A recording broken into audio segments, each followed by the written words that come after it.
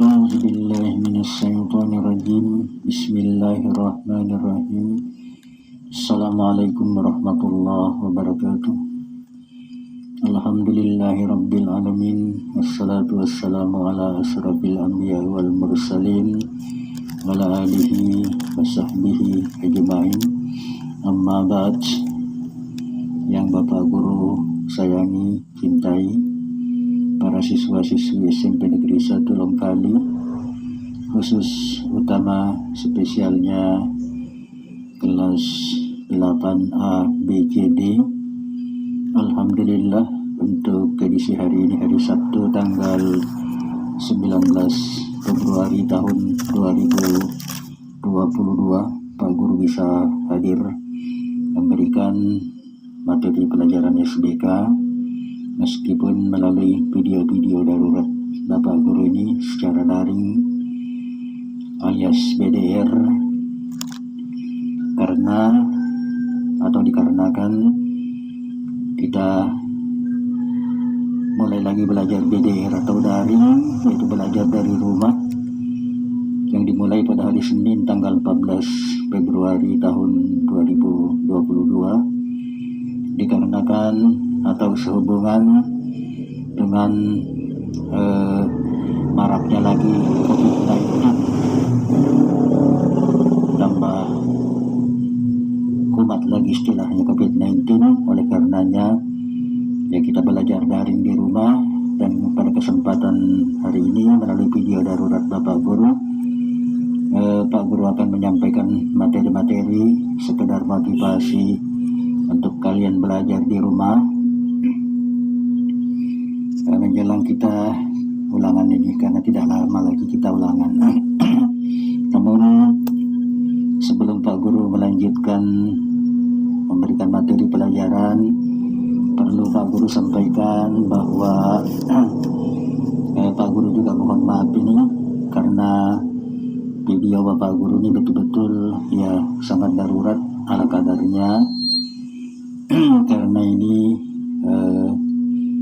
Pak Guru rekam dengan HP Android biasa dan tidak lagi pakai distorsi dan juga tidak pakai lighting, sehingga pewarnaan atau gambar yang dihasilkan tidak begitu maksimal. Berbeda dengan video-video Bapak Guru yang mulai tahun 2020 yang lalu sampai menjelang akhir tahun 2021 yang lalu itu. Selama hampir 2 tahun Pak Guru memberikan pelajaran lewat video, dan pada waktu itu gambar yang dihasilkan atau pewarnaannya cukup bagus, cukup cerah terang, karena memang Pak Guru memakai lighting dan distorsi dan efek. Nah, karena sempat kita tatap wajah beberapa minggu ya, dan corona pun waktu itu sudah agak menurun, jadi Pak Guru kira corona ini berhenti sudah ya.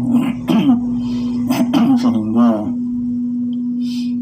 peralatan-peralatan yang Pak Guru pakai bikin video biasanya Pak Guru pinjamkan kepada keluarga yang ada di Kuaro karena mereka juga ingin mencoba jadi YouTuber istilahnya ya.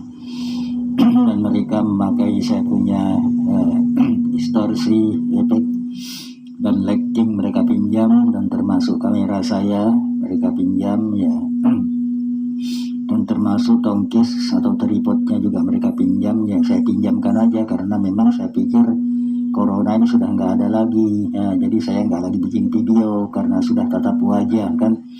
Nah, mumpung keluarga ingin memanfaatkan itu daripada nganggur, saya pikir di rumah di sini barang itu jadi mubazir, jadi pinjamkan aja kepada keluarga untuk mereka mencoba bikin video-video dan untuk mereka upload ya di YouTube. Artinya mereka bikin konten-konten atau bikin vlog-vlog gitu nah ya. Jadi saya pinjamkan karena itu tadi, dengan saya punya pikiran bahwa kita ini sudah akan tetap wajah selama-lamanya dan corona sudah berhenti dari dunia ini, dan ternyata corona kumat kambuh lagi. Nah inilah, nah alat-alat saya sudah keburu dipakai para keluarga, dan untuk sementara ini saya juga tidak enak kalau meminta lagi karena mereka baru dalam tahap tes juga di sana itu ya, tes bikin konten-konten, bikin vlog-vlog yang rencananya mau diupload ke YouTube. Ya, kalau istilah kerennya mau jadi YouTuber lah begitu. Jadi begitulah para siswa-siswi SMP Negeri 1 Rongkali, khusus utama spesialnya para siswa-siswi kelas 8 ABCD. Mudah-mudahan kalian bisa memaklumi keberadaan video darurat yang Pak Guru bikin sekarang ini, yang hasilnya betul-betul jauh daripada maksimal, baik dari segi hasil gambar yang diterangkan maupun suara-suara atau sound-sound yang yang Pak Guru pakai tidak sebagus yang dulu, karena ini hanya pakai mini amplifier. Karena kalau tidak dipakaikan mini amplifier suaranya sangat kecil juga sebenarnya ya. Jadi itulah sekedar informasi sebelum Pak Guru lanjutkan membahas masalah pelajaran SBK ini. Jadi seperti yang Pak Guru biasanya sampaikan di ruangan atau lanjutan video yang kemarin yang Pak Guru bikin hari Kamis ya kalau nggak salah, ingat Pak Guru. Pak Guru suka lupa sih. Ya maklum juga mungkin faktor banyak pikiran ya sehingga saya sering lupa. Jadi hari ini adalah merupakan lanjutannya. Nah ini tetap masih masalah seni. Jadi Pak Guru sampaikan di sini bahwa yang namanya seni itu artinya indah. Nah ini kan seni ini artinya indah. Dengan seni ini hati yang gundah gulana bisa menjadi riang gembira. Contohnya kalau dibawa bernyanyi-nyanyi ya. Malam hari misalkan ya nggak ada kegiatan apa-apa, daripada sumpek, kalau istilah orang Jawa sumpek ya dibawa bernyanyi-nyanyi, inilah merupakan kegiatan seni. Oleh karenanya teori seni mengatakan bahwa seni ini artinya indah ya. Kenapa dikatakan indah? Karena dengan seni ini hati yang gundah gulana ya, duka lara, duka nestapa bisa menjadi riang gembira. Contohnya dibawa bernyanyi-nyanyi. Insya Allah hati yang gundah gulana, hati yang duka lara, sedih nestapa bisa terobati dengan kita bernyanyi-nyanyi ya, menghibur diri ya, itu. Jadi ini pengertian seni. Nah jadi seni ini dibagi 4. Jadi tidak apa-apa Pak Guru ulangi supaya lebih mantap, dibagi 4. Di antaranya seni teater. Nah ini seni teater ini biasanya kalau kamu pernah nonton di Indosiar itu ada istilah lawak, lakon, pantomi ya. Apalagi sandiwara, komedi, komedian. Nah ini termasuk namanya seni teater. Jadi diingat-ingat memang nanti kalau ada pertanyaan SBK, komedi termasuk seni titik-titik. A. Teater, B. Lukis, C. Tari, D. Musik, itu termasuk ke dalam seni teater. Yang berikutnya adalah seni lukis.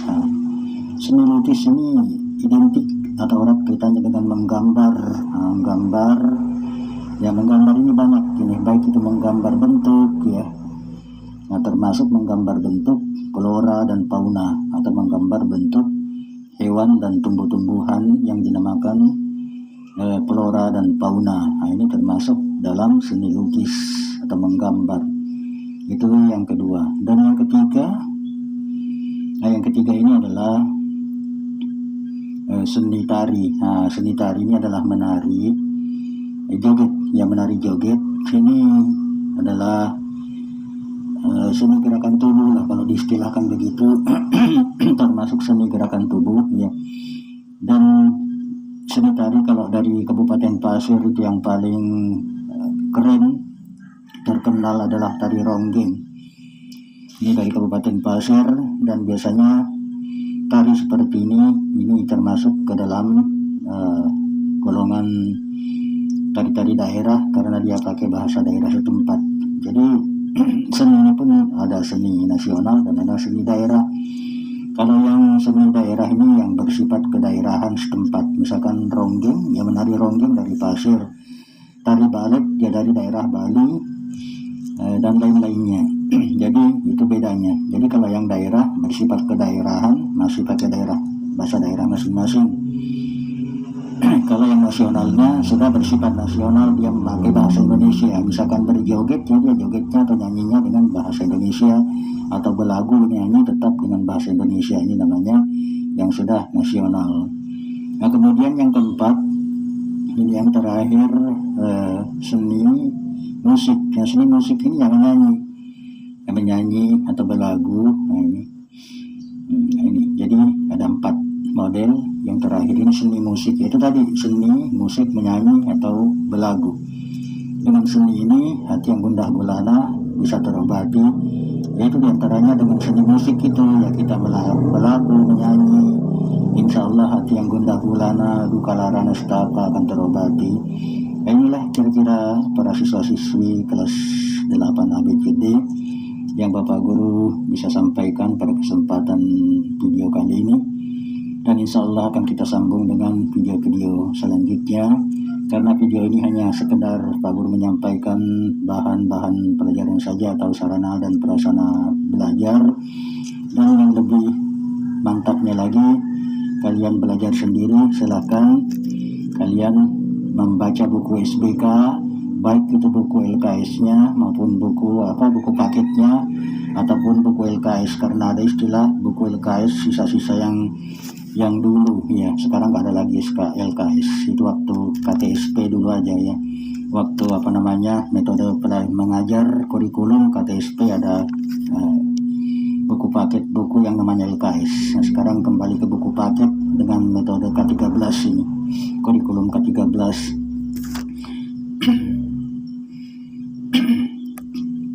Inilah yang kira-kira dapat Bapak Guru sampaikan dulu pada kesempatan kali ini untuk edisi hari Sabtu tanggal 19 Februari tahun 2022. Dan sebelum Pak Guru undur diri pamit dari ruang video Bapak Guru ini atau ruang siar ini, sekali lagi Pak Guru juga menyampaikan bahwa karena kumatnya lagi virus corona, maka tetaplah kita semuanya berada di dalam protokol kesehatan. Dan kita jangan lengah, tetap kita memakai masker walaupun kita kemana-mana, walaupun ya pokoknya tetap memakai masker kalau jalan jauh-jauh. Nah kita taati pemerintah ya, tetap juga cuci tangan ya. Nah dan menjaga jarak. Sekarang ini kan masih marak terus orang berkumpul-kumpul. Nah padahal corona sudah mengamuk lagi, tapi masih marak orang berkumpul-kumpul. Jadi jangan terlalu berkumpul, jaga jarak. Kita patuhi saja pemerintah ya, protokol kesehatan, karena di dalam Al-Quran itu wajib hukumnya kita taat dan patuh kepada pemerintah. Sementara kalau pemerintah ini, selama pemerintah memberi nasihat atau melarang demi kebaikan, contohnya melarang kita berkumpul demi kebaikan, demi keselamatan, itu wajib hukumnya kita taat. Terkecuali pemerintah menyuruh hal-hal yang negatif, yang jelek-jelek, ya kita tidak pantas taat, tidak patuh taat, itu tidak wajib.